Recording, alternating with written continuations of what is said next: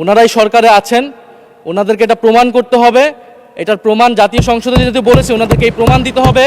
নাহিদ ইসলামের নামে কি দুর্নীতির অভিযোগ উঠেছে, নাহিদ ইসলাম কোথায় দুর্নীতি করেছেন। মাননীয় স্পিকার, আমি সেই প্রমাণ ওনাদের কাছে চাচ্ছি।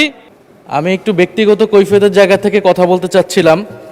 আমাদের মাননীয় সংসদ সদস্য ওনার বক্তব্যে বললেন অন্তর্বর্তী সরকারের সময় দুর্নীতির অভিযোগ, এবং এই সময় এই জায়গায় তো অন্তর্বর্তী সরকারের আমি ছিলাম, কিছু সময়ের জন্য উপদেষ্টার দায়িত্বে ছিলাম, আরও দু একজন ছিলেন, আমাদের মাননীয় এখন বর্তমান পররাষ্ট্রমন্ত্রীও ছিলেন, অ্যাটর্নি জেনারেল ছিলেন।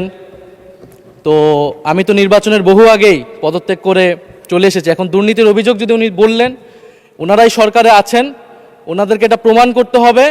এটার প্রমাণ জাতীয় সংসদে যেহেতু বলেছে, ওনাদেরকে এই প্রমাণ দিতে হবে।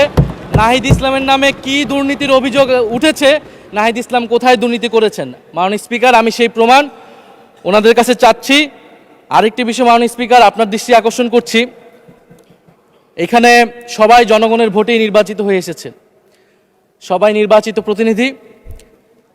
হ্যাঁ, আমার বয়স 28, আজকে আমার জন্মদিন, এবং আমি নবীন সদস্য।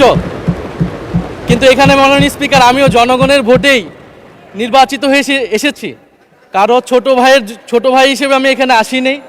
ফলে সবাই মাননীয় সংসদ সদস্য হিসেবে সবাই যে সম্মান মর্যাদা প্রত্যাশা করে, সবাই যেটা পায়, আমরাও কিন্তু সে একই জিনিস প্রত্যাশা করি। ধন্যবাদ। এটি আপনি মাননীয় স্পিকার দেখবেন। আপনার ধন্যবাদ।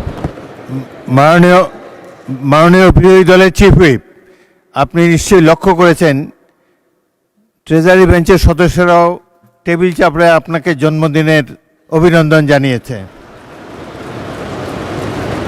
আর প্রতিমন্ত্রী শামা ওবায়দ কারো নাম নিয়ে বলেন নাই, বলেছেন তরুণ সদস্যরা, কারো নাম বলে নাই তো।